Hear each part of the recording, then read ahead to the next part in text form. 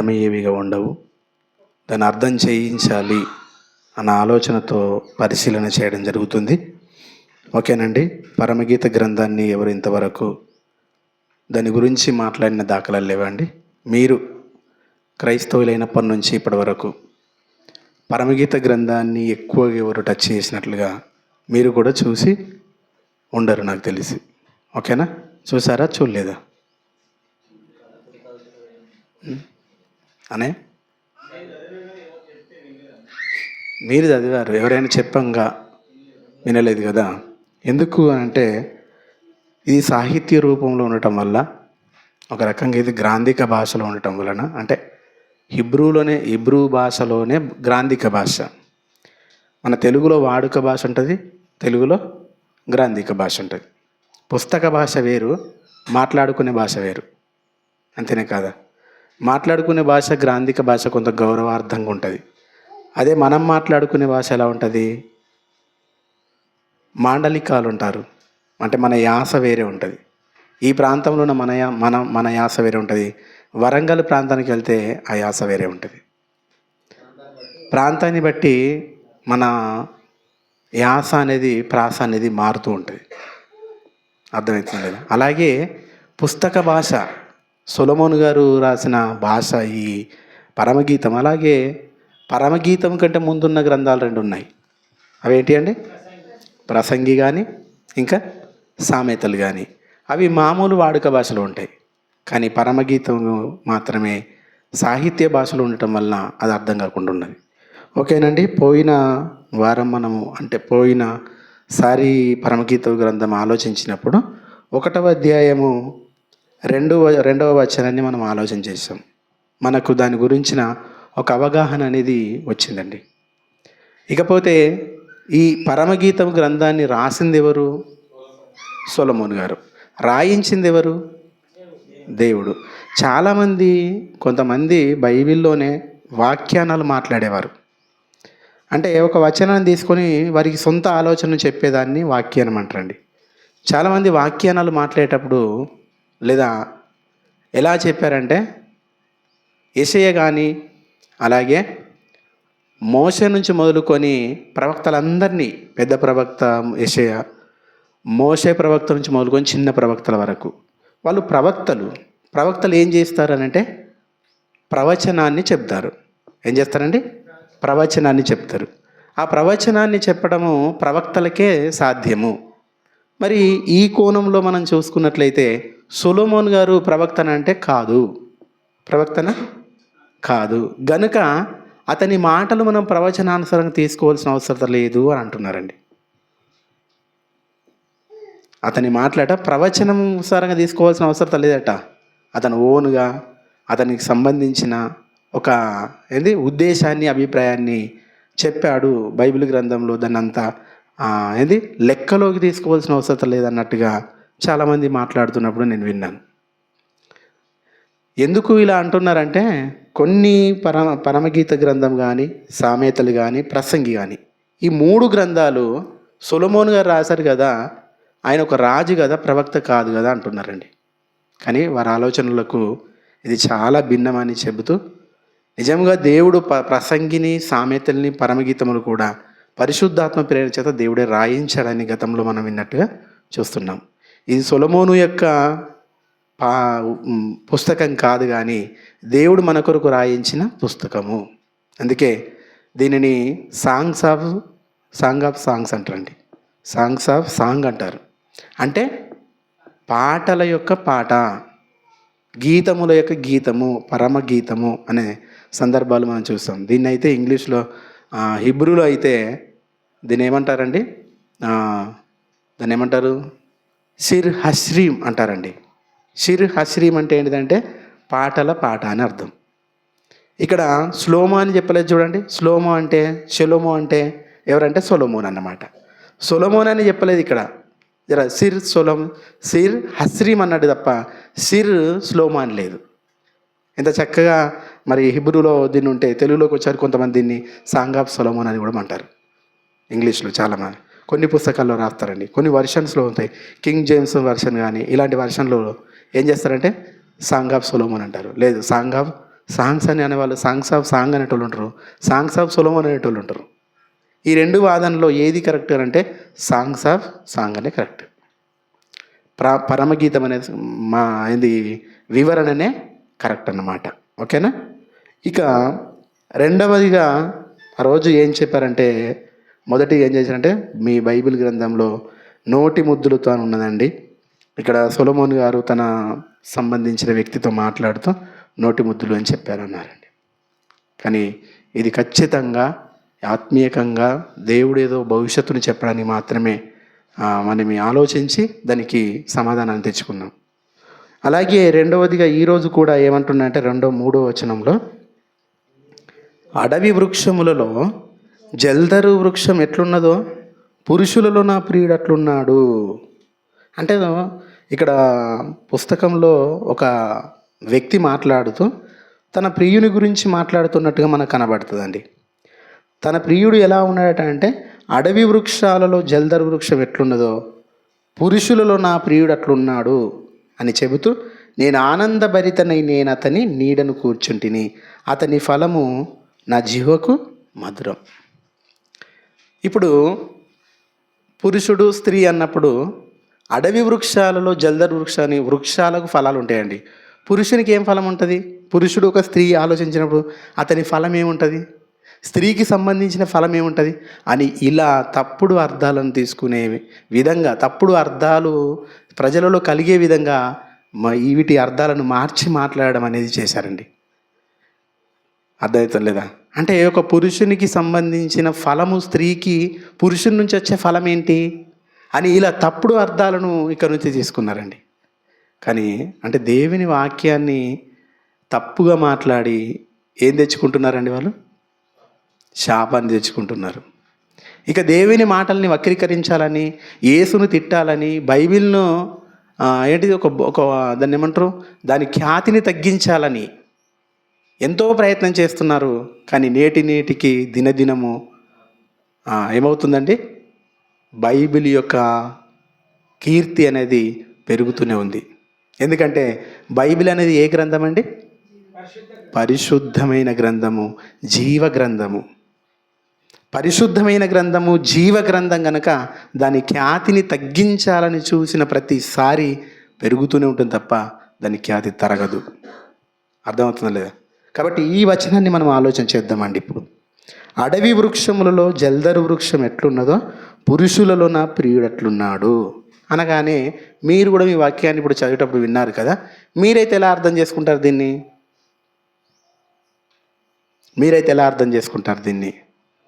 మీరు బైబిల్ కలిగి ఉన్నారు, మీరు క్రైస్తవులే, మీరు బాప్తిసం తీసుకున్నారు, మిమ్మల్ని ఎవరైనా అడిగారు, అప్పుడు ఏమని చెప్తారు? ఏమనండి నాకు అర్థం కాదంటారా? అర్థం చేసుకోవడానికి ప్రయత్నం చేస్తారు. బైబిల్ అందరు చదువుతున్నారు కదా, ప్రతిరోజు చదువుతున్నారా లేదా? Very good. కొత్త సంవత్సరంలో 2026వ సంవత్సరంలో నిర్ణయం తీసుకొని అందరు బైబిల్ చదువుతున్నారా? ఓకే, మీరు చదువుతున్నారు అనుకోండి. అప్పుడు మీకు ఈ వచనం తారసపడింది. అప్పుడు దీన్ని మీరు ఎలా అర్థం చేసుకుంటారు?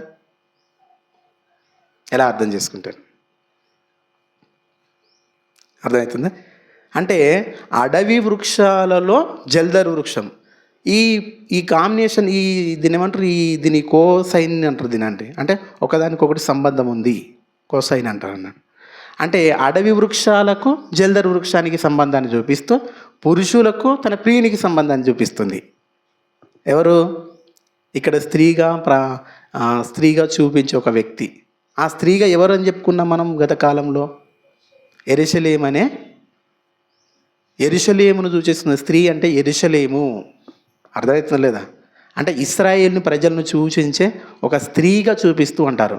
అంటే స్త్రీగా చూపిస్తే తప్ప చెప్పండి మీరు? మన దేశం ఎలాంటిదంటే మాతృస్వామ్య దేశమా పితృస్వామ్య దేశమా? మాతృస్వామ్య దేశం. భారత మాత అన్నారు తప్ప భారత అనలేదు. ఎందుకు అంటే ఇప్పుడు భారత మాత, భారతదేశం అనేది తల్లి, భారతదేశం నా మాతృభూమి, భారతదేశం నా మాతృభూమి అన్నారు తప్ప పితృభూమి అనేది ఎందుకు అనలేదు?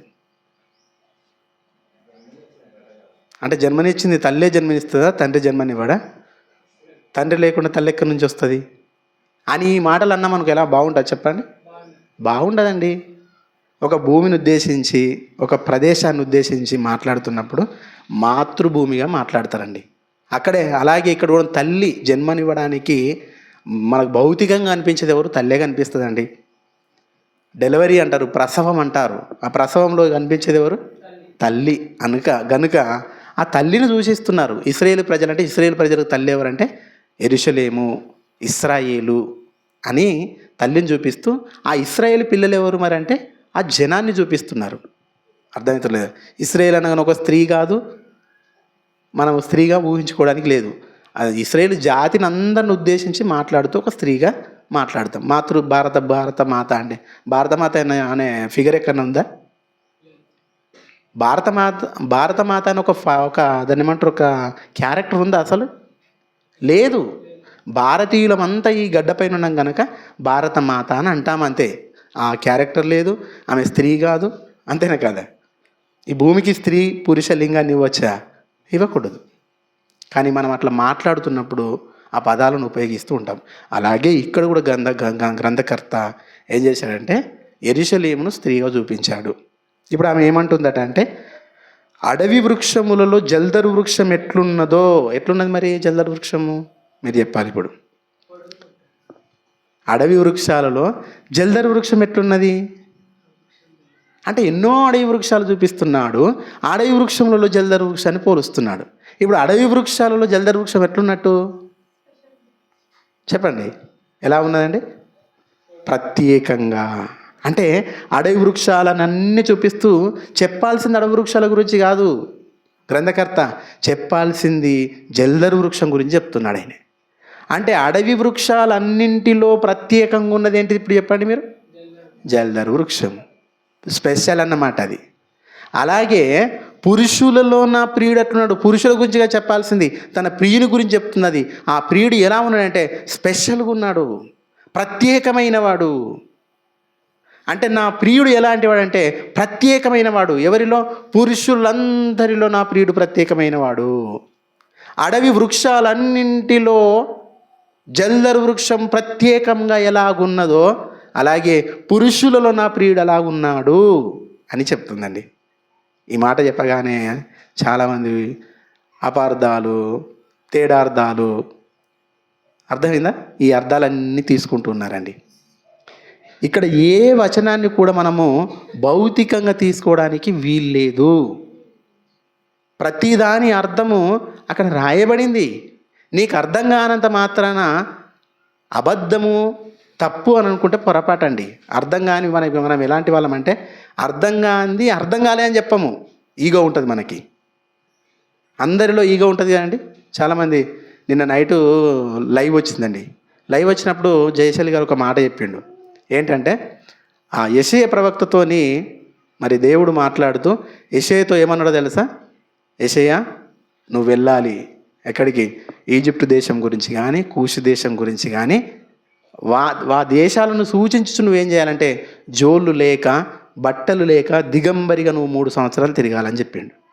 పాఠం అంతా అయిపోయిన తర్వాత మీకు వాక్యం ఏమర్థమైందని అడిగాను ఇంట్లో ఉన్నవారిని, అంటే సంఘస్థులను. అడిగితే వాళ్ళు ఏమని చెప్పారంటే అసలు ఆయనకు బట్టలు లేకపోయినా కానీ ఆయన సువార్త చెప్పాడు. మరి బట్టలు ఉండి వేసుకోలేదా, లేక వేసుకోవాలంటే లేకనే వేసుకోలే అన్నారు. లేకనే వేసుకోలేదట.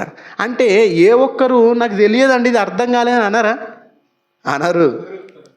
అనరండి. నాకు అర్థం కాలేదు ఇది లేకనంటే లేవా మరి ఎన్ని ఉన్నాయనంటే ఏమో 2 ఉన్నట్టున్నాయి జతలు అన్నాడు ఆయన. ఆ 2 కూడా సంఖ్య కూడా చెప్పేసిండు. మరి 2 ఉన్నాయని నీకు చెప్పిండా అని నేను అడిగిన. అప్పుడు ఆయన ఏమంటుండు, చెప్పలేదు కానీ నేను అనుకున్నా అంటుండు. నువ్వు ఎట్లా అనుకుంటావు? ఉండి అంటే లేకనే అని చెప్పినావు, ఇదొక అబద్ధం. ఆ తర్వాత ఎన్ని ఉన్నాయంటే 2 చెప్పిండు మళ్ళీ. మరి నీకేమి ఉన్నాయంటే నాకు 4 ఉన్నాయి అన్నాడు. అంటే ఏ వాక్యం ఏం చెప్తున్నాము, ఏమింటున్నాము ఇవేమీ అర్థం కాదు. పైగా అడిగితే మాత్రం ఏం చేస్తారు? నాకు తెలియదండి, నాకు అర్థం కాలేదండి, సరిగా అర్థం కాలే, ఎందుకని చెప్పాడు మీరు కొంచెం చెప్పరా నాకు అని అడగారండి వీళ్ళు. మనిషికి ఏముంటుందంటే ఈగో ఉంటుంది. తెలియకున్నా తెలిసినట్టు యాక్టింగ్ చేయడం ఒకటి ఉంటుందండి. అర్థమవుతుందా లేదా? అలాంటిదే ఇక్కడ కూడా ఏం చేశారండి, పురుషులను నా ప్రియుడు అట్లున్నాడు అనగానే అపార్థాలు తీసుకోవడం ఎందుకు? నీకు అర్థం కానంత మాత్రాన వాక్యం అబద్ధం అనుకుంటే ఎలా? పొరపాటు కదా. అర్థం చేసుకోవడానికి ప్రయత్నం చేయాలి తప్ప నీకు తెలియనంత మాత్రాన బైబిల్ తప్పు అనుకోవడం ఏంటి?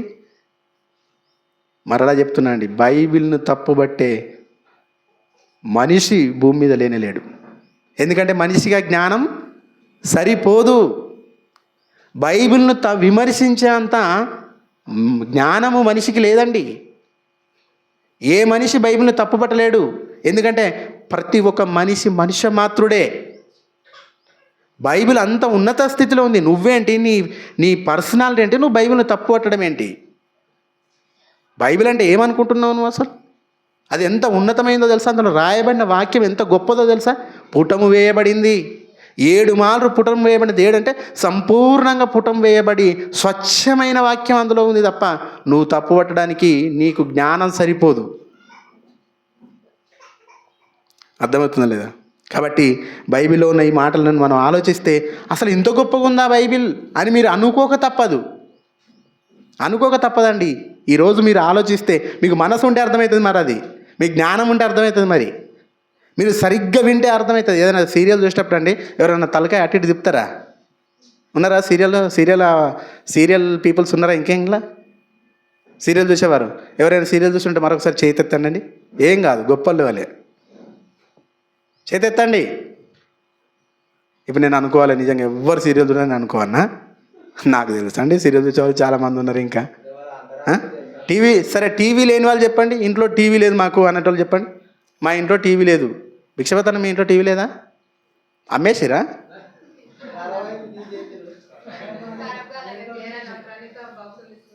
Very good. తీసేసిరా? నిజంగా వారు సప్పలు కొట్టండి సార్, కొట్టండి. ఎందుకంటే టీవీ లేకపోవడం బెటర్. అలాగే ఫోన్స్ చూస్తున్నారా మీరు? నీకేం తెలుసు అంటే నువ్వు చూసినావా వాళ్ళ దగ్గరికి పోయి? దయచేసి ఫోన్లు కానీ మీ వ్యాపకం అంతా పనికిరాని వాటి మీద పెట్టకండి. బైబిల్ గ్రంథం తీసుకోండి, చదవండి. మీకు అర్థం కాకపోయినా చదవండి. ఏనాడో ఒకనాడైనా అర్థమవుతుందా వాక్యం? మీరు చదివింది ఊరికే పోదు. అర్థమవుతుందా? కాబట్టి బైబిల్ అనగానే మనం ఏం చేద్దాం? దాని మీద మనసును కేంద్రీకరిద్దాం. ఓకేనండి. ఇప్పుడు అక్కడ ఏమేమి ఉందో మనం చూద్దాం. ఓకేనా? అడవి వృక్షములలో జల్దరు వృక్షం ఎట్లున్నదో పురుషులలో నా ప్రియుడు అట్లున్నాడు. ఓకేనండి. మాట్లాడుతున్నది యెరూషలేం.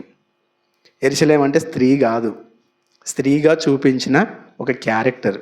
అక్కడ స్త్రీ అనే ఒక వ్యక్తి కాదు, స్త్రీ అనే ఒక జాతిని చూపిస్తుంది. ఏ జాతి అంటే యెరూషలేము ఇశ్రాయేలు ప్రజల్ని చూపిస్తుంది. ఇశ్రాయేలు ప్రజలను చూపిస్తుంది స్త్రీ అనే పదాన్ని. అర్థమవుతాం లేదా? ఇశ్రాయేల్ మొత్తం పదాన్ని మొత్తం ఇశ్రాయేల్ జాతిని మొత్తం చూపిస్తుంది స్త్రీ అని. అక్కడ ఒక వ్యక్తి కాదు. సొలొమోను గారు మాట్లాడుతున్న ఒక వ్యక్తిని గురించి కాదు మాట్లాడేది, ఒక జాతిని ఉద్దేశించి మాట్లాడుతున్నాడు. ఆయన మాట్లాడుతుంది కాదు, దేవుడు ఆయన చేత పరిశుద్ధాత్మ ప్రేరణ చేత మాట్లాడిస్తున్నాడు. ఓకేనా? ఇక ఇక్కడ ఏమంటున్నాడంటే అడవి వృక్షములలో జల్దరి వృక్షం ఎట్లున్నదో అనగానే ఇక్కడ మనకు ఒక పదం కనిపించిందండి. ఏం పదం అది? జల్దరు. ఏం కనిపించిందండి? జల్దరు. ఆ వృక్షం ఎప్పుడైనా మనం విన్నామా? పేరు విన్నామా? ఇది తెలుగు పదమేనండి. జల్దరు అనేది తెలుగు పదమే. కానీ ఈ పదానికి హిబ్రూలో ఏముందో తెలుసా? తప్ఆచ్ అని ఉంటుందండి. ఏముంటుందంటే తప్ఆచ్ లేదా తపాచ్ అని ఉంటుంది. అర్థమైందా? తపాచ్ అని ఉంటుందండి. 4 సార్లు ఎందుకని వలుకుతున్నా అంటే ఈ పదాన్ని మీకు అర్థం కావాలని. తపాచ్ అంటే దీని అర్థం ఏంటి? తపాచ్ అంటే ఇంగ్లీష్లో ఈ వర్డ్ కాడ ఏమున్నదని అంటే యాపిల్ అని ఉన్నదండి. ఇంగ్లీష్ బైబిల్లో మీరు చూస్తే ఇక్కడ ఏముంటుందంటే యాపిల్ ట్రీ అని ఉంటుంది. ఏముంటుందండి? యాపిల్ ట్రీ అని ఉంటుంది. మరి తెలుగులో ఏముంది? జల్దర్ అన్నారు. ఇంగ్లీష్లో యాపిల్ అంటే తెలుగులో ఏమంటారండి దాన్ని?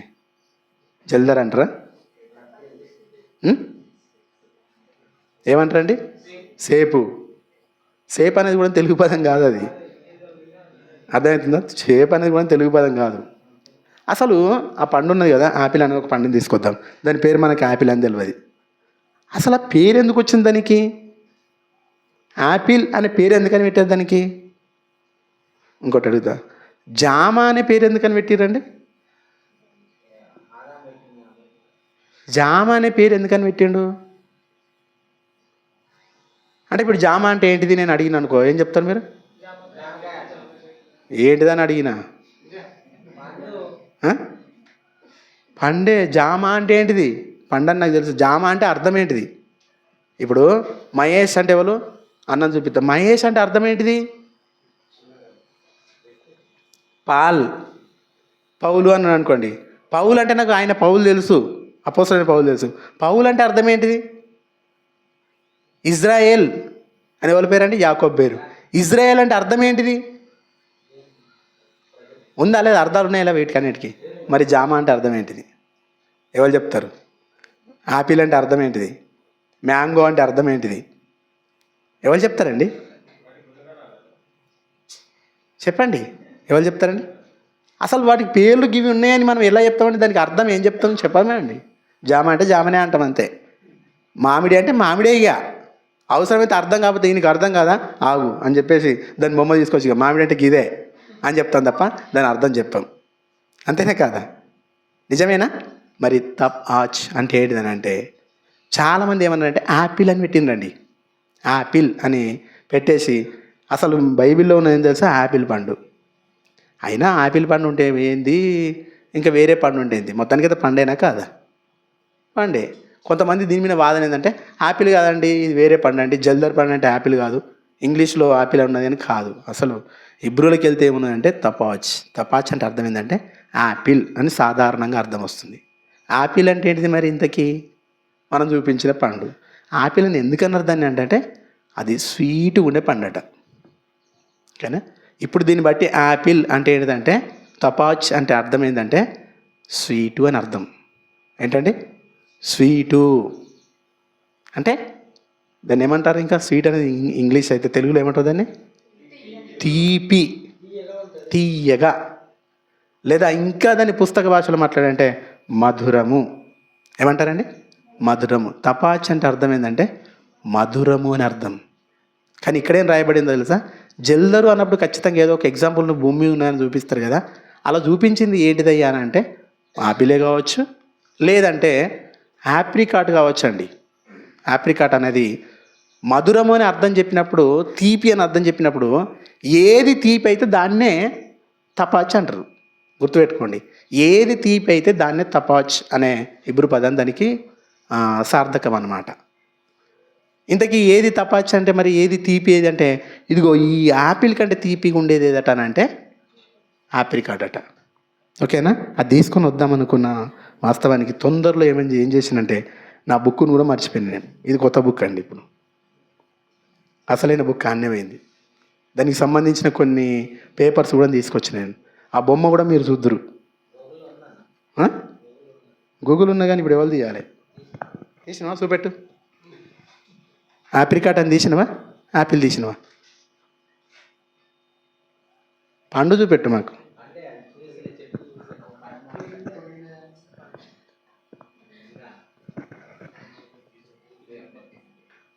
పండు నేను చూపిస్తాను చూడండి. ఇగోనండి, ఇక పండు కనిపిస్తుంది అందరికీ. ఇది కనిపించిందా? ఎలా ఉందండి ఇది? ఎలా ఉంది? యాపిల్ లాగా ఉందా? యాపిల్ లాగా లేదా? ఇక ఇది ఎలా ఉంది చూడండి. ఇది అదే ఉన్నాయి.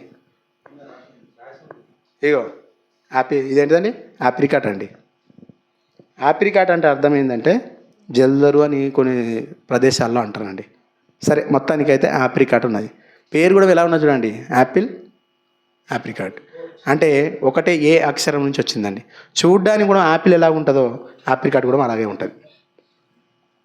ఓకేనా? మరి ఆరోగ్యమైన అంటే స్వీట్లో మాత్రము యాపిల్ కంటే ఎక్కువ స్వీట్గా ఉండేది ఆప్రికాటేనండి. స్వీట్గా ఉంటుంది. ఓకేనా?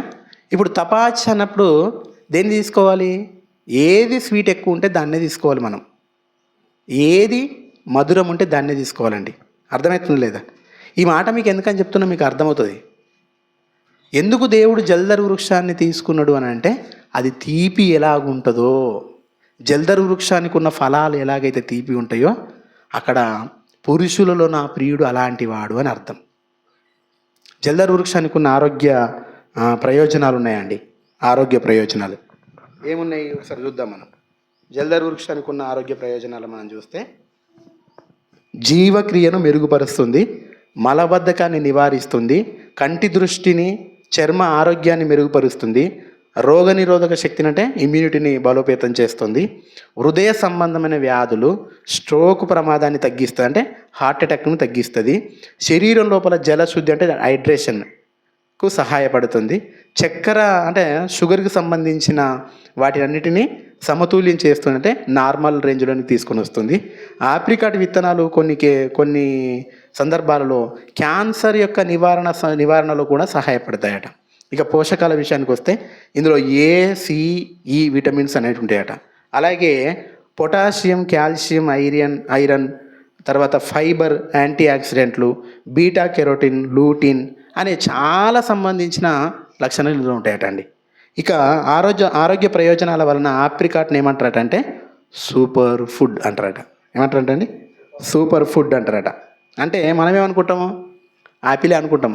మన దగ్గర ఈ పండ్లు ఎక్కువ దొరికాయి కనుక, అందుబాటులో ఉండే కనుక దానికి ప్రత్యామ్నాయంగా డాక్టర్లు ఏం చెప్తారంటే మీరు యాపిల్స్ కొనుక్కొని తినండి అంటారు. ఎందుకు? మీ ఆరోగ్యం కావాలంటే, మీకున్న రోగం పోవాలంటే ఏం తినాలి? యాపిల్స్ తీసుకోండి అని అంటారు. మిగతా పళ్ళు ఏవైనా, ఫ్రూట్స్ ఏవైనా తీసుకోండి, ఫ్రూట్స్లో చాలా మంచి బలం అనేది మీకు ఉంటుంది, రోగాన్ని తీసివేసేటి ఉంటాయి అని చెప్పేసి ఎక్కువ మీరు డాక్టర్ దగ్గరికి వెళ్ళినప్పుడు మీకు చెప్పేది ఏంటంటే పళ్ళు తినండి బాగా అంటారు. మనం ఎప్పటికీ అన్నమే తింటాం కనుక దానివల్ల కొంచెం ఇబ్బంది, పళ్ళు తినండి అని చెప్తారండి. ఈ పళ్ళలలో చూసుకుంటే యాపిల్ అనేది చాలా మన దగ్గర మోస్ట్, అన్నిటికన్నా చూసుకుంటే ఆప్రికాట్ అనేది ఇంకా మోస్ట్. ఈ పళ్ళ గురించి, ఈ చెట్ల గురించి, ఈ జంతువుల గురించి అందరికంటే ఎక్కువ ఎవరికి తెలుసు అండి? ఎవరికి తెలుసు? అందరికంటే ఎక్కువ ఎవరికి తెలుసు అండి? సొలొమోన్ గారికి తెలుసు. ఎందుకంటే అతని చెట్ల గురించి కానీ, ఏ చెట్టు నుంచట? లెబానోన్లో ఉన్న దేవదారు వృక్షం మొదలుకొని గోడలో మొలిచే ఇస్సోపు మొక్క వరకు ఆయన రాసిండా లేదా? ప్రతి చెట్టు గురించి రాసిండు. అలాగే జంతువులన్నిటి గురించి రాసిండు. భూమి మీద ఉన్న 84 రకాల జీవరాశులన్నిటి గురించి రాసిండు. ఇకపోతే నీళ్ళలో ఉన్న జంతువులన్నిటి గురించి రాసిండండి. మరి ఏ పండు ఎంత స్వీట్ ఉంటుందో ఆయన తెలియదా? అందుకేనండి యాపిల్ కంటే ఎక్కువగా ఇదిగో జల్దర్ ఎక్కువ స్వీట్ ఉంటుందని చెప్పేసి జల్దరు అనే పదాన్ని అక్కడ రాయించారండి. ఇంగ్లీష్లోకి వచ్చేసరికి ఆప్రికాట్ అనే పదం అంటే ఏ పండు ఎంత బాగుంటుందో మనకంటే ఎక్కువ ఎవరికి తెలుసు అంటే సొలొమోన్ గారికి తెలుసు. అందుకే జల్దరు వృక్షాన్ని అక్కడ పెట్టాడు. ఇకపోతే జల్దరు వృక్షానికి ఉన్న ఆరోగ్య ప్రయోజనాలు మనం చూసాం. అదే దానికి సంబంధించి యాపిల్కి సంబంధించిన ఆరోగ్య ప్రయోజనాలు కూడా సేమ్ దీనిలాగానే ఉంటాయి, కాకపోతే దీనికంటే కొంచెం తక్కువ ఉంటాయి. అర్థమవుతుంది లేదా? అంటే ఈ మాటలు మీకు ఎందుకని చెప్తున్నానంటే తపాచ్ అనే పదాన్ని తీసుకొని ఏదో చేసేద్దాం అనుకుంటారు వీళ్ళు. అసలు తపాచ్ అంటే ఏంటో అర్థమేంటో తెలుసా? అసలు జల్దర్ పండు కాదు, యాపిల్ పండు కాదు, అది ఏ పండు కాదు. ఏంటిది మరి ఇంతకీ అంటే స్వీటు అని అర్థం, మధురం అని అర్థం అండి. మధురం ఏది తీపి ఉంటే, అత్యంత తీపైనది ఏదని మనం అనుకుంటే అది తపాచే. అత్యంత తీపైనది ఏది అని అనుకున్నా అది తపాచే. అంటే దాన్ని ఆపిల్ అని అనొచ్చు. స్వీట్ ఉన్న దేన్నైనా ఆపిల్ అనొచ్చా? అవును, దేన్నైనా ఆపిల్ అనొచ్చు. ఆపిల్ అంటే ఈ పండే కాదు, ఇగో జల్దర్ పండు కూడా ఆపిల్ అనొచ్చు. ఇంకా దీనికంటే స్వీట్గా ఉన్న దాన్ని కూడా ఆపిల్ అనొచ్చు. నిజంగా తపాచ్ అనేది ఆపిలే ఒక పండే అనుకుంటే దీనికి వేరే అర్థాలు కూడా ఉన్నాయి. చూద్దాం ఒకసారి మనం. దీనికి వేరే అర్థాలు కూడా ఉన్నాయండి, చూద్దాం మనం. ఒకసారి మనము ద్వితీయోపదేశ కాండం చూద్దాం.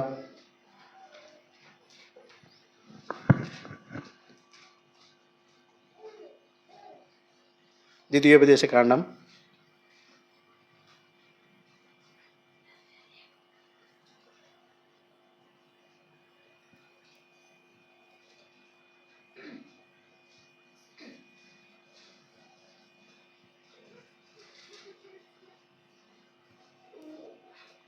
2వ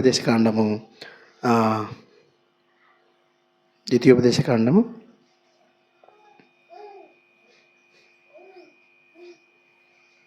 లేదంటే యెహోషువ చూద్దామండి. యెహోషువ 15వ అధ్యాయము 34వ వచనం చూద్దాం. యెహోషువ 15వ అధ్యాయము 34వ వచనం ఒకసారి చూడండి మీరు. 15వ అధ్యాయము 34వ వచనం. యెహోషువ అందరు తీయండి అవ్వ, అందరు తీయండి. 15వ అధ్యాయం 34వ వచనం తీశారు కదా, చదవండి ఇప్పుడు. మైదానములో ఎస్తాయేలు, జోరియా, అస్నా, జానోహ, ఎన్గన్నీము, తప్పూయా, ఏనాము, యర్మూతు, అదుల్లాము, షోకో, అజేక. చాలు. ఇందులో ఒకటి తప్పుయా కనిపించిందండి. తప్పుయా ఉందా? ఈ తప్పుయా అంటే ఎవరి పేరండి? ఇది మైదానంలో ఉన్న స్థలం పేరు. అది ఏం పేరండి? స్థలం పేరు. ఇప్పుడు మనం ఇంతకుముందు చెప్పుకున్నాం తపాచ్. మీకు బోర్డు ఉంటే నేను చూపించామండి. తపాచ్ అంటే ఏంటంటే TAPPUACH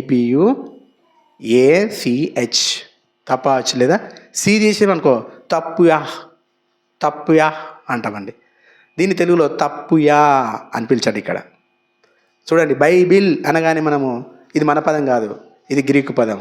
అలాగే బైబిల్ అని ఎట్లా తీసుకొచ్చాం దీన్ని? అలాగే తప్పుయా అనే పదాన్ని, అక్కడ ఉన్న ఇబ్రి పదాన్ని అలాగే తీసుకొచ్చి పెట్టారండి. తప్పుయా అని ఉంటుందండి అక్కడ. తపాచ్ నుంచి వచ్చిందే తప్పుయా. ఈ తప్పుయా అంటే అర్థం ఏంటంటే స్థలం పేరు కూడా పెట్టారు. మనం ఇంతకుముందు ఏం చూసుకున్నాం అక్కడ అంటే జల్దరు వృక్షానికి ఉన్న పేరు తపాచ్ అని అనుకున్నాం. కానీ ఆ తపాచ్ నుంచి వచ్చిందే తప్పుయా అనేది కూడా స్థలం పేరు అంట ఇక్కడ. ఓకే, ఇక్కడ స్థలం పేరు కనిపించింది కదా, మరొకటి చూద్దాం మనం ఇప్పుడు. స్థలం పేరు కనిపించింది కదా,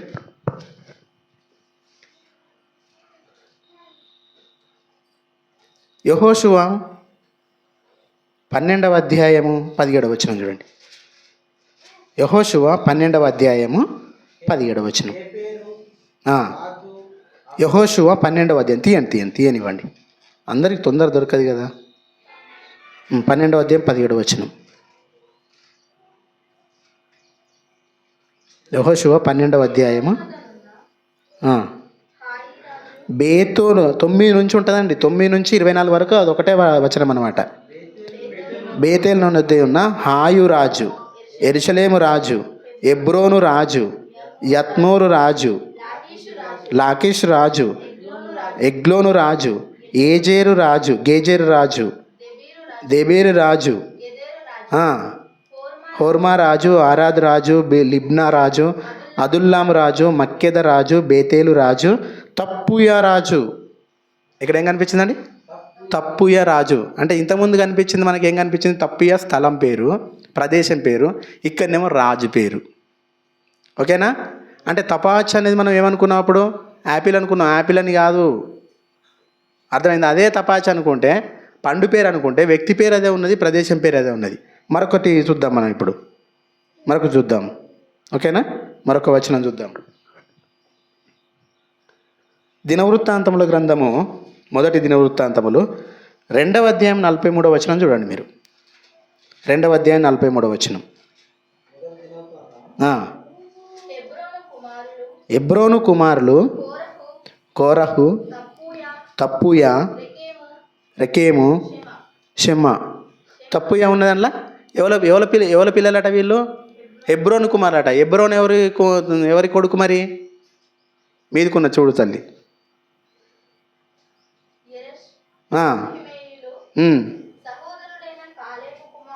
కాలేబు కుమారులు. కాలేబు అందరూ తెలుసుగా, నూను కుమారుడైన కాలేబు, తర్వాత యెహోషువ. ఇద్దరు ఉన్నారు కదా అప్పుడు. వీళ్ళే కదా ముగ్గురు 6 లక్షల జనాభాలో మిగిలింది. ఈ కాలేబు కుమారులు ఎవరంటే ఆ కింది ఇచ్చిండండి.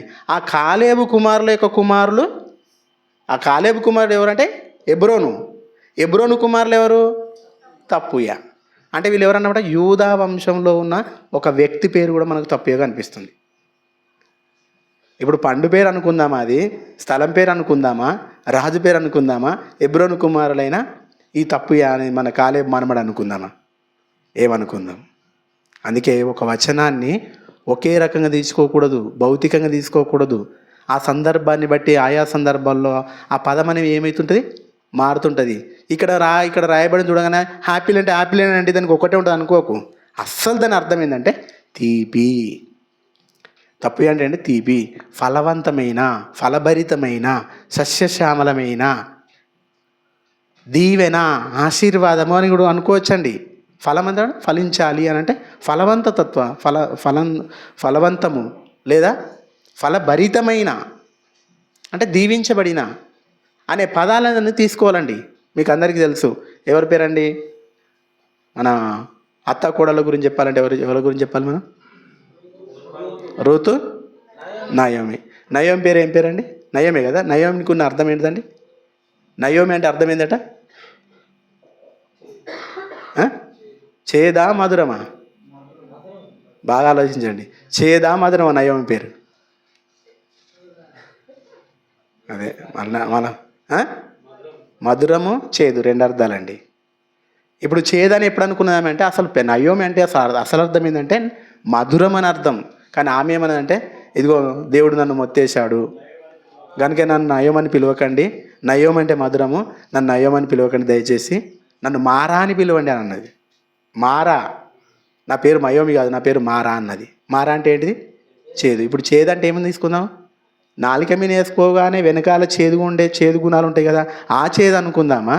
లేకపోతే నాలుక మీద వేసుకోగానే మధురం అనగానే తీపి అనుకుందామా? మధురము అంటే అర్థం ఏంటంటే అక్కడ నయోమి అంటే దీవించబడిన దానా అని అర్థం, ఆశీర్వదింపబడిన దానా అని అర్థం, ఫలించబడిన దానా అని అర్థం. మధురం అంటే తీపి. ఈ తీపికున్న అర్థాలు ఇవి. చేదు అంటే నాలుక వెనకాల వేసుకుంటే వచ్చే చేదు కాదు.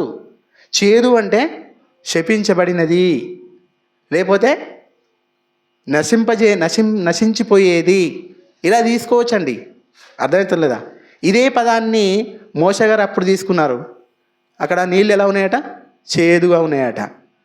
దానికి ఆ ప్రదేశానికి ఏమని పేరు పెట్టారు? మారా అని పేరు పెట్టారు. అర్థమైందా లేదా? కాబట్టి ఈ సందర్భాలన్నిటిని తీసుకున్నప్పుడు తపాచ్ అంటే అర్థం ఏంటో తెలుసా? మధురం అని అర్థం అండి. అర్థమవుతాం లేదా? మధురం అని అర్థం.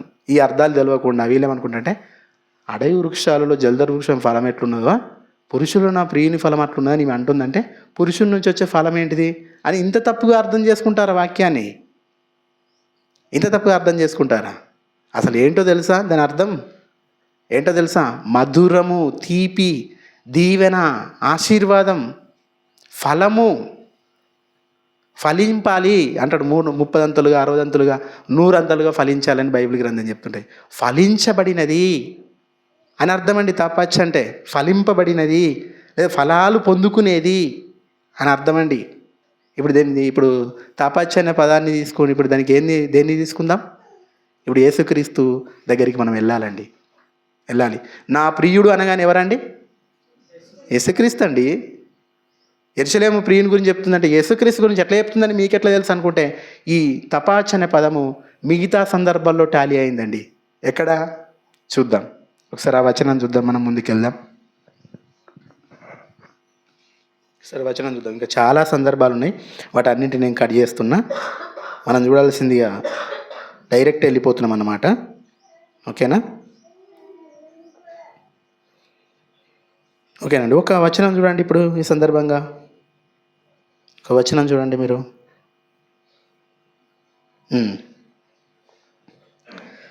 కీర్తనల గ్రంథము 119వ అధ్యాయము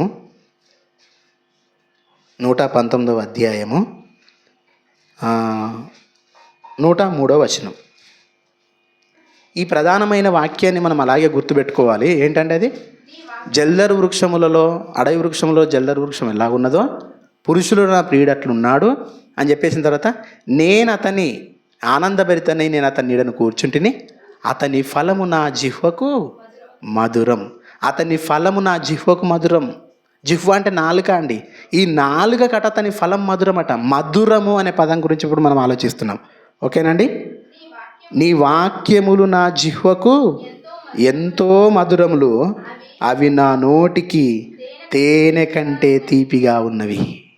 నీ వాక్యం దీనికంటే, ఈ వాక్యానికి ఉన్న మధురం అనేది అన్నిటికంటేనండి, ఏ పండును ఏది చూసుకున్నా అన్నిటికంటే మధురమైంది ఏంటిది? ఇప్పటిదాకా మనం తపాచు ఆపిలే అనుకున్నాం.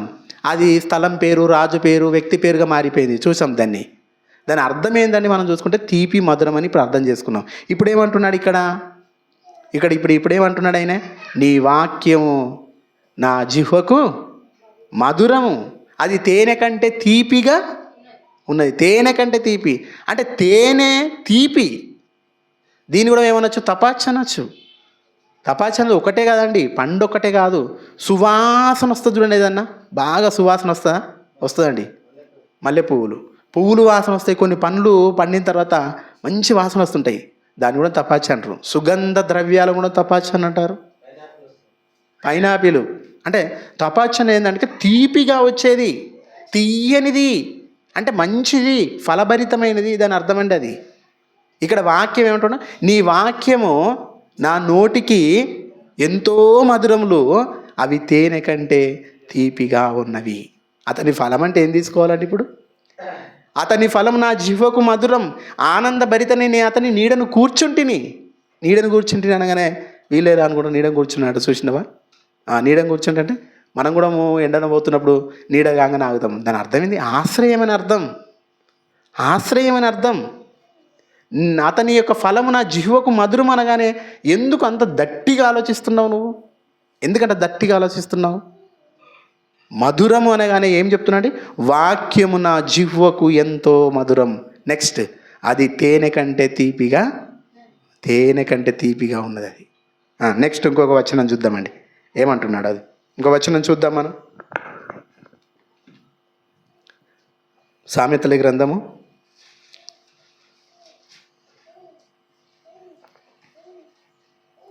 ఓకేనండి, సామెతలు అవసరం లేదు. కీర్తనల గ్రంథం చూద్దాం. 9వ అధ్యాయం 10వ వచనం అండి. 9వ అధ్యాయము 10వ వచనం. 9 కూడా మనకు అర్థమవుతుంది. యెహోవా యందైన భయము పవిత్రమైనది, అది నిత్యం నిలుచును. యెహోవా న్యాయ విధులు సత్యమైనవి, అవి కేవలము న్యాయమైనవి అని చెప్పేసి కింద అంటుండు. అవి బంగారు కంటేను విస్తారమైన మేలిమి బంగారు కంటేను కోరదగినవి. నెక్స్ట్ అంటుండు, తేనె కంటెను జుంటి తేనె దారల కంటెను మధురమైనవి. ఏంటిదట? నీ వాక్యాలయ్యా, నీ శాసనాలు, నీ మాటలు ఏంటో తెలుసా?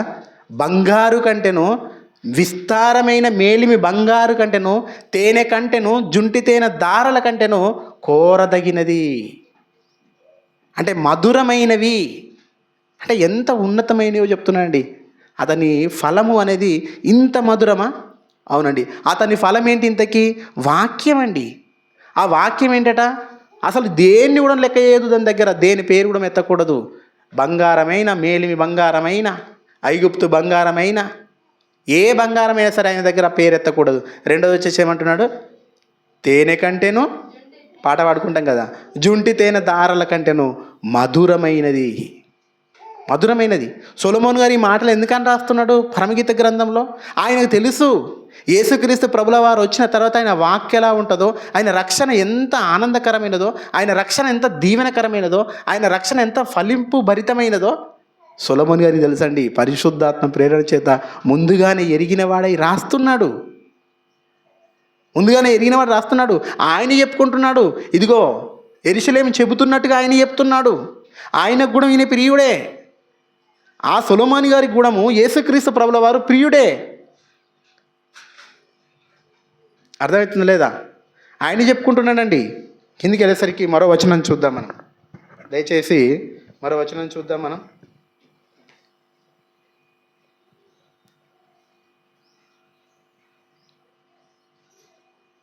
సామెతల గ్రంథము 16వ అధ్యాయం 24వ వచనం చూడండి. ఇంపైన మాటలు తేనె పట్టు వంటివి, అవి ప్రాణమునకు మధురమైనవి. ప్రాణానికి మధురమా, నోటికి మధురమా? మరి ప్రాణానికి మధురమైన ఇంపైన మాటలు ప్రాణానికి మధురమంట, ఎముకలకు ఆరోగ్యకరమైనవి. ఇంపైన మాటలు తేనె పట్టు వంటివి, అవి ప్రాణానికి మధురమైన అంటే ఆత్మలను రక్షించే రక్షణకరమైనవి. అవి ఎముకలకు ఆరోగ్యకరమైనవి అంటే ఎముకల్లోనికి దూరుతుంది అనగా లోకానుసారమైన అంటే భౌతికమైన ఆరోగ్యం గురించి మాట్లాడట్లేదు ఆయన. అర్థమవుతుంది లేదా? ఎక్కడికి వెళ్తుందట అది? ఎముకలకు ఆరోగ్యకరమైనవి. ఇంపైన మాటలు తేనె పట్టు వంటివి అంటే తీపి గురించి మాట్లాడుతున్నప్పుడు మాటలు తీపిగా ఉంటాయా? ఎవరైనా మాటలు మాట్లాడినప్పుడు తీయగా ఉన్నాయండి అంటామా? ఎలా అంటాం? నాలుకే చప్పరించుకుంటా ఎంత తీయగా ఉన్నాయండి, రుచికరంగా బాగున్నాయని అంటామా? పదాలను ఒకే పదాన్ని ఒకే రకంగా తీసుకోకూడదని దీన్ని బట్టి మీకు అర్థమైందని ఇప్పుడు అనుకుంటున్నానండి. ఇప్పుడు మంచిగా మాట్లాడిన అబ్బాయి ఎంత మంచిగా మాట్లాడండి, కమ్మగా మాట్లాడుతుందండి ఆమె. కమ్మగా ఉందా అంటే దాన్ని ఎలా తీసుకుంటున్నాం మనం? ఎంత బాగా మాట్లాడింది అంటే అది రుచికరంగా తీసుకుంటున్నాం మనం. దేవుడు కూడా మన మీ మాటలు ఎల్లప్పుడూ ఉప్పు వేసినట్టు రుచిగా ఉండాలంటే అంటే దాన్ని బట్టి మనం అర్థం చేసుకోవాలి. ఇక్కడ ఫలము అనగానే ఫలం కాకుండా వెంటనే అపార్థానికి వెళ్ళకుండా యేసుక్రీస్తు యొక్క ఫలము నా జిహ్వకు మధురం. ఏంటా మధురం? దీవెన.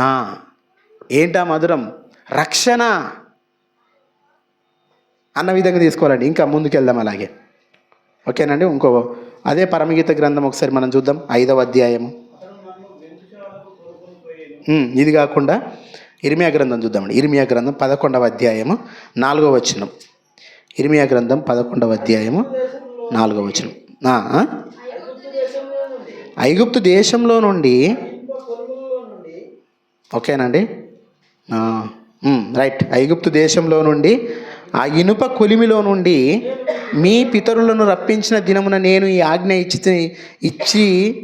ఇచ్చి తిని నేనున్నట్టుగా పాలు తేనెలు ప్రవహించు దేశమును మీ పితరులకు ఇచ్చేదాన్ని వారితో నేను చేసిన ప్రమాణమును నేను నెరవేర్చబోనట్లు మీరు నా వాక్యము విని నేను మీకు ఆజ్ఞాపించు విధులనన్నింటినీ ఈ నిబంధన వాక్యములను అనుసరించిన ఎడల మీరు నాకు జనులయందురు, నేను మీకు దేవుడనయందును. ఏమని చెప్తున్నాడండి?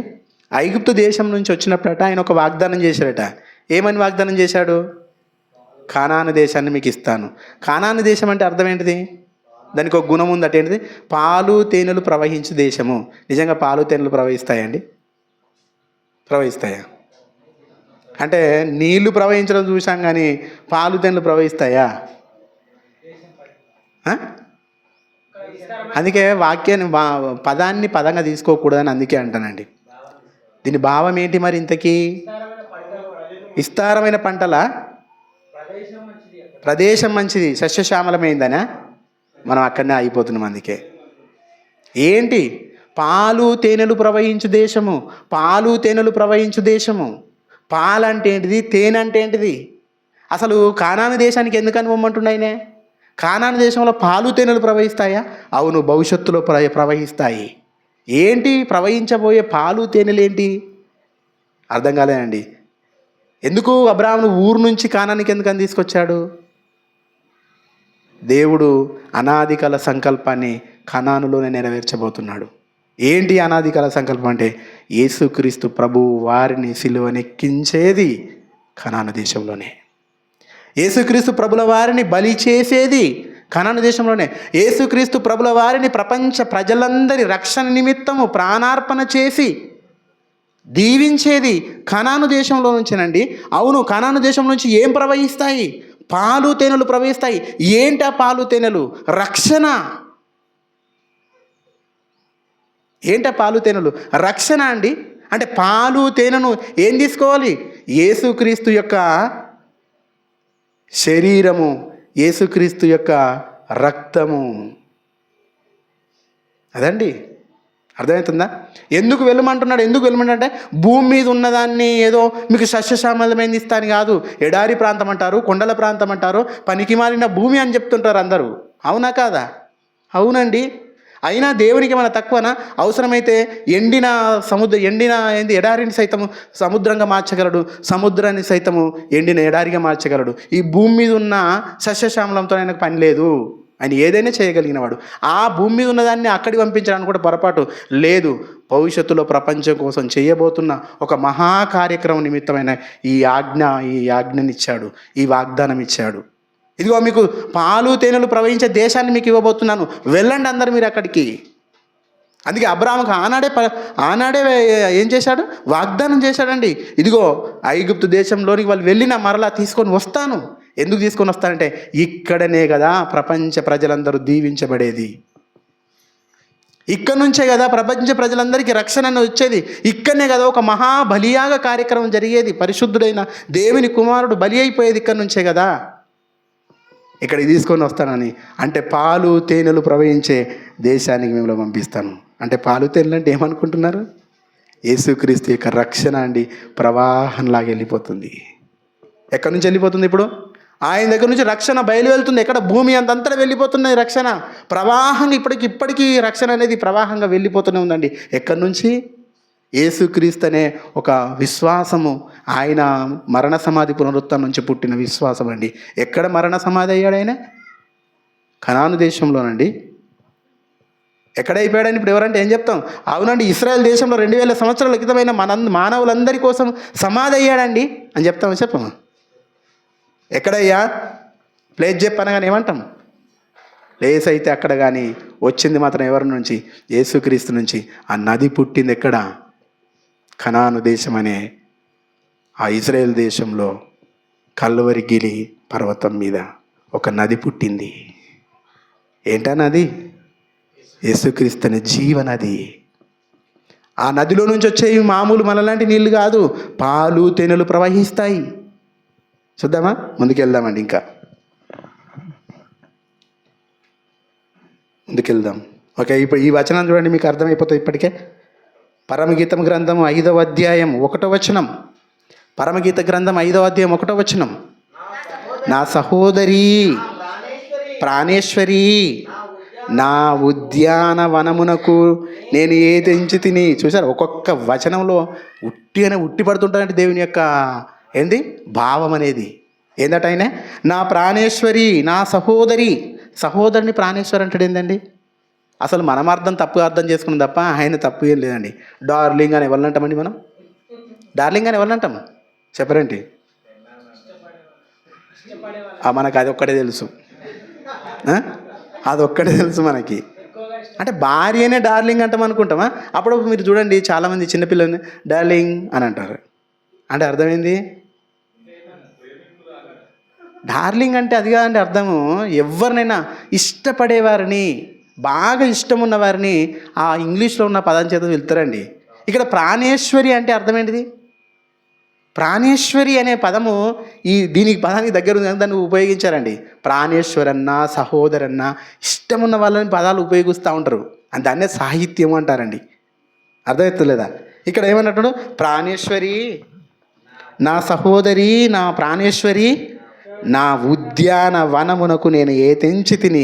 నా ఉద్యానవనానికి నేను వచ్చేసిన, నా తోటకు నేను వచ్చేసిన. ఏంటా తోట? ఏంటా తోట? ఏంటి?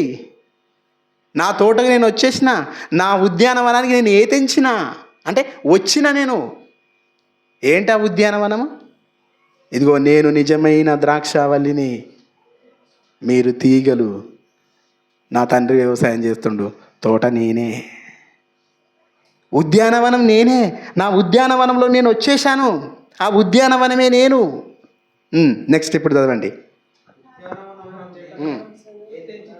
ఏ తెంచి తిని నా జటమాంసిని, నా గంధవర్గములను కూర్చుకొను చున్నాను. నేను అన్నిటిని కూర్చుకుంటున్నాను, అన్ని సిద్ధమైపోతున్నాను. ఇక నా ఉద్యానవనానికి వచ్చేసిన నా జటమాంసిని, నా గంధవర్గాలను అన్నిటిని నేను కూర్చుకుంటున్నాను. తేనె పట్టును భుజించుచున్నాను. తేనె అంటే అర్థమైంది తీపి. తేనె పట్టు, తీపిని నేను. ఆడ తేనె ప్రవహిస్తుంది, పాలు తేనెలు ప్రవహిస్తుంది అన్నాడా? ఇదిగో తేనెను నేను భుజిస్తున్నాను. నేను భుజిస్తేనే కదా. మీరు చూడండి, తేనె పట్టు తయారు కావాలంటే ఏంటి తయారు చేసేటి? ఈగలు, అంతే కదా. అవి తాగుతాయా? అవి తాగుతాయి, అందరికీ ఇస్తాయి. అలాగే యేసుక్రీస్తు ప్రభువులో కూడా ఏం చేశాడు? ఆయన తేనె తాగాడు. అంటే తేనె అంటే ఏమనుకుంటున్నారు ఇక్కడ? ఈ తేనె అనుకుంటున్నారేమో. తేనె అంటే ఏమనుకుంటున్నారు? ఇదిగో పాలు తేనెలు ప్రవహించే దేశాన్ని మీకు ఇస్తానని వాగ్దానం చేశాను. ఎందుకన్నాడో తెలుసా? ఇదిగో యేసుక్రీస్తు ప్రభువు ఇక్కడ అనుకుంటున్నా, ఏమంటున్నా తెలుసా? ఇదిగో నేను నా ఉద్యానవనానికి వచ్చాను. వచ్చిన తర్వాత ఏం చేస్తున్నాను? ఇదిగో నేను తేనె పట్టును భుజిస్తున్నాను. అంటే రక్షణ కోసం నేను ఏమైపోతున్నాను? బలైపోతున్నాను. నేను శ్రమల్లోనికి వెళ్ళిపోతున్నాను. అది భుజించడం ఎందుకు? మనకందరికి ఇవ్వడానికి భుజిస్తున్నాడు. నెక్స్ట్ ఏమంటున్నా చూడండి. క్షీరసహిత ద్రాక్ష రసమును పానము చేయుచున్నాను. అర్థమవుతుందా? క్షీరసహిత ద్రాక్ష రసమును కూడా పానం చేస్తున్నాను. క్షీర అంటే పాలు, క్షీరం అంటాం కదా పాలు. అక్కడ పాలు తేనెలు ప్రవహించే దేశాన్ని మీకు ఇస్తానని అన్నాడే, తేనెను భుజిస్తున్నానన్నాడు. క్షీర సహిత అంటే క్షీరం ఉన్నది, క్షీర రహిత అంటే పాలు లేనిది. అంటే పాల వంటి ద్రాక్షారసాన్ని నేను ఏం చేస్తున్నాను? పానం చేయుచున్నాను. తేనె పట్టును భుజిస్తున్నాను. నెక్స్ట్, నా సకులారా పిలుస్తున్నాడు. ఇక అయిపోయింది, సిద్ధం చేసిండు, పిలుస్తున్నాడు. నా సకులారా భుజించండి, లెస్సగా పానం చేయండి, స్నేహితులారా పానం చేయండి. ఎవరిని? భార్యని పిలుస్తున్నాడా? భార్య అనుకో అన్న. ఇక్కడ ఏంటట? నా సకులారా అంటే నా ప్రియులారా మీరు అందరు రండి. నెక్స్ట్ ఏమంటున్నారు? ఇంకా స్నేహితులారా, సకులారా భుజించండి, పానం చేయండి. ఇంకేమంటాడు? స్నేహితులారా పానం చేయండి, లెస్సగా పానం చేయండి. లెస్స అంటే తృప్తిగా. మీరందరూ నాలోనికి రండి, నన్ను స్వీకరించండి, నా యందు తృప్తిగా ఉండండి, పరిపూర్ణంగా, పరిశుద్ధంగా, సంపూర్ణంగా నా యందు ఉండండి మీరు చెప్తున్నాడండి. చాలు, అర్థమవుతుందా లేదా? అంటే తేనె పట్టు నేను భుజిస్తున్నాను, ద్రాక్షారసమును క్షీరసహిత ద్రాక్షారసమును పానం చేస్తున్నాను, పాలు తేనెలు ఇచ్చే దేశానికి మిమ్మల్ని తీసుకొని వెళ్తాను, పాలు తేనెలు ప్రవహిస్తే అందులో నుంచి వాగ్దానం చేస్తున్నానండి. ఏంటా పాలు తేనెలు అనుకున్నారా? యేసుక్రీస్తే. ఆయన యొక్క బలియాగంలో నుంచి వచ్చేదేనండి. ఒక రకంగా చెప్పాలనుకుంటే ఇగో పాలు తేనెలు ఏంటండి? ఆయన పరిశుద్ధమైన రక్తం ఒలికించబోయే రక్షణ అండి. రక్షణ గురించి మాట్లాడుతున్నాడు. నెక్స్ట్ మరొకటి చూద్దాం మనం. నెక్స్ట్ ఓకేనండి, మరొక వచనం చూద్దాం ఒకసారి మనం. ఏజికేలు గ్రంథం చూడండి. ఏజికేలు గ్రంథం 3వ అధ్యాయము 3వ వచనం 4వ వచనం 2 నుంచి. నేను నోరు తెరవగా ఆయన నాకు ఆ గ్రంథమును తినిపించి, నరపుత్రుడా, నేను ఇచ్చుచున్న ఈ గ్రంథమును ఆహారంగా తీసుకొని దానితో నీ కడుపు నింపుకోమని నాతో సెలవీయగా నేను దానిని భక్షించి తిని అది నా నోటికి తేనె వలె మధురముగా ఉండెను. మరియు ఆయన నాతో ఇలాగ సెలవిచ్చెను, నరపుత్రుడా, నీవు వెళ్ళి ఇశ్రాయేలు వెళ్ళిపోయి నా మాటలు వారికి తెలియజెప్పుము. చూసారా ఏమంటున్నాడు? ఏం తినమంటున్నాడు? ఆయన గ్రంథం తినమంటున్నాడు. ఏం తినమంటున్నాడు? పుస్తకంలో ఏముంది? వాక్యం. తినండి. ఎట్లున్నదట అది? నా నోటికదే తేనె వలె మధురముగా ఉండెను. మధురం, అతని నుంచి వచ్చే ఫలము మధురం, నా నోటికి మధురం, నా జిహ్వకు మధురమని పరమగీత గ్రంథంలో ఉన్న మాటకు ఎన్ని అర్థాలు, ఎన్ని రెఫరెన్స్లు ఉన్నాయి చూడండి. నా నోటికి మధురం ఏంటిది? గ్రంథం. ఆ గ్రంథం తింటాట నా నోటికి తేనె వలె మధురముగా ఉండెను. ఉన్న తర్వాత ఏమంటాడు? తిన్న తర్వాత వెళ్ళి ఇశ్రాయేలు యొద్దకు వెళ్ళి ప్రకటించు. తిన్నది ప్రకటించయ్యా, తిన్నది ప్రకటించు. ఏంటి ప్రకటించేది? రక్షణను ప్రకటించు. నెక్స్ట్ ఒక వచనం చూద్దాం. ప్రకటన గ్రంథం 10వ అధ్యాయము 9వ వచనం 10వ వచనం. నేను ఆ దూత యొద్దకు వెళ్ళి ఈ చిన్న పుస్తకం నాకు ఇమ్మని అడగగా ఆయన దాన్ని తీసుకొని తినివేయము, అది నీ కడుపునకు చేదవును కానీ నీ నోటికి తేనె వలె మధురంగా ఉండేనని నాతో చెప్పెను. ఈయనెవరు? అక్కడ కనిపించింది ఏజికేల్ గారు, ఇక్కడ కనిపించేది యోహాన్ గారు. అర్థమవుతుందా? ఆ దూత వచ్చేసిందట, వచ్చేం చెప్తుందట, ఆ పుస్తకానికేనా ఓకే తీసేసుకో, తినేసేయి, కానీ నీ నోటికి అది తీపిగా ఉంటుంది, కానీ కడుపుకి ఎట్లుంటుంది? చేదు ఉంటుంది. నోటికి తీపి, కడుపునకు చేదు. కడుపునకు చేదని ఎందుకన్నాడు? మళ్ళా తీపి అంటే ఆశీర్వాదంగా, మరి చేదంటే మళ్ళీ ఏమనుకో శాపం అనుకుందామా? కాదు. అన్నింటిని ఒకే రకంగా తీసుకోకూడదు, సందర్భానుసారంగా ఆలోచించాలి వాక్యాన్ని. ఓకేనా? ఇక్కడ ఏమంటున్నాడు? అంతటా 10వ వచనం కూడా చదవండి. అంతటా నేను ఆ చిన్న పుస్తకమును దూత చేతిలోని తీసుకొని దానిని తినివేసి తిని అది నా నోటికి తేనె వలె మధురంగా ఉండేను, కానీ నేను దానిని తినివేసిన తర్వాత నా కడుపునకు చేదాయను. చేదంటే ఏంటిదండి? చేదంటే శాపమని కాకుండా, చేదంటే అది తిన్నవారికి అది కష్టమండి. చేదంటే శ్రమలండి. యోహాను గారికి ఏమొచ్చాయి? శ్రమలు వచ్చాయి. యేసుక్రీస్తు ప్రభుల వారికి భుజిస్తే ఏమొచ్చింది? శ్రమ వచ్చింది. ఆయన నమ్ముకుంటే నీకేమొస్తుంది? శ్రమ వచ్చింది. వినడం ఎట్లుంది? మంచిగా ఉంది, తీపిగా ఉంది. పరలోకం వెళ్తావు నువ్వు ఆయన నమ్ముకుంటానగానే తీపిగా మంచిగా మనోహరంగా అనిపిస్తుంది, మధురంగా అనిపిస్తుంది. పరలోకం వెళ్ళాలంటే తినంగానే వెళ్ళవు. మరి తిన్న తర్వాత నీకు కొన్ని కష్టాలు వస్తాయి. కష్టాలను పాటిస్తావా? యేసుని నమ్ముకుంటే ఏమొస్తాయి? మనకు సుఖాలు ఉంటాయా? సువార్త వెళ్ళి చెప్పాలి, అందరు ఓడితే పడాలి, అందరిదితే పడాలి, లేకున్నా ఉన్నవాడితో సరిపెట్టుకోవాలి, దేవునికి సమయాన్ని ఎక్కువ ఇవ్వాలి, లోకంలో సమయం తక్కువ పెట్టాలి. అర్థమవుతుందా? ఇవన్నీ వేస్తేనే కదా. కడుపుకి ఎలా ఉంది? చేదుగా ఉంది. లోపలికి వెళ్ళిన తర్వాత అరిగించుకోవడంలో చేదు ఉంది తప్ప తినేటప్పుడు మంచిగా ఉంది. మనం కూడా వాక్యం వినేటప్పుడు ఎలా ఉంటారట? ఆసక్తితో ఆనందంగా వింటారట. కానీ లోపల ఏం లేదు, వేరు లేదు. ఏమైపోయింది? మాడిపోయింది. మనం కూడా వాటి ఆనందంతో వెళ్తామట. వాక్యం అంటే మనం కూడా చూడండి, బాప్తిజం తీసుకున్నప్పుడు ఆనందం, తీసుకున్న తర్వాత చర్చికి రా అంటే కోపం. చర్చికి రమ్మంటే కోపం అండి, రారు. పనులు పనులు పనులు పనులు పనులు పనులు పనులు పనులే.